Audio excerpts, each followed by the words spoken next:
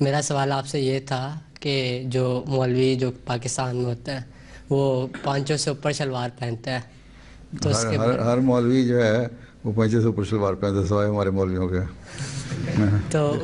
بارے میں کیا سچائی ہے؟ سوال یہ ہے کہ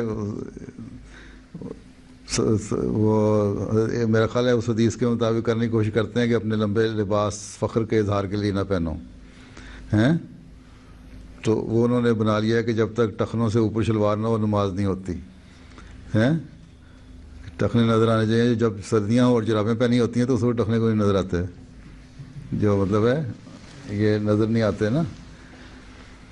تو یہ کوئی اس کی حقیقت ایسی نہیں ہے.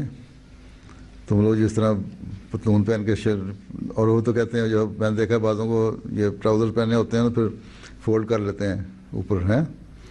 یہ غلط ہے، جس طرح تم ہو اسی طرح نماز پڑھو، کہیں حدیث نہیں ہے ہیں.